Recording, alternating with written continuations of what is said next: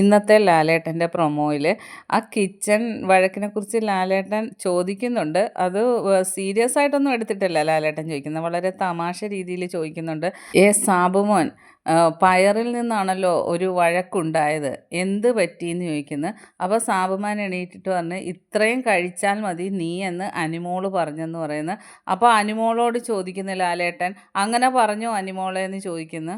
അപ്പോൾ അനിമോള് പറയുന്നത്, ഞാൻ അങ്ങനെ പറഞ്ഞില്ല ലാലേട്ടാ എന്ന് പറയുന്നത്. അപ്പോൾ ലാലേട്ടൻ പറയാണ്, എപ്പോഴും അനിമോള് വിളമ്പാൻ നിൽക്കുമ്പോഴാണല്ലോ ഈ പ്രശ്നങ്ങളൊക്കെ ഉണ്ടാകുന്നത്. എന്നിട്ട് ആദിലയോട് ചോദിക്കുന്നത്, ആദില എന്തൊക്കെയാണ് ആദില ഈ പറയുന്നത്?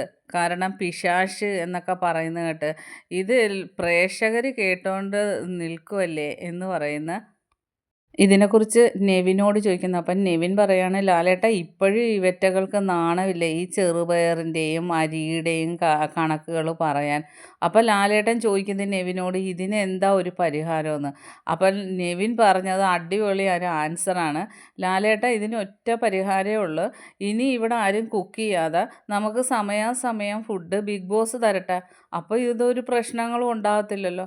അപ്പോൾ ലാലേട്ടൻ പറഞ്ഞു, അത് ശരിയാണ്, ഇനിയിപ്പോൾ എന്താ നിങ്ങൾക്ക് വേണ്ടതെന്ന് സമയാസമയത്ത് വേണ്ടതെന്നുള്ള ലിസ്റ്റ് എത്തിച്ചു തരാമെന്ന് പറയുന്നു. അങ്ങനെ ഒരു രസകരമായ പ്രൊമോ ആണ്.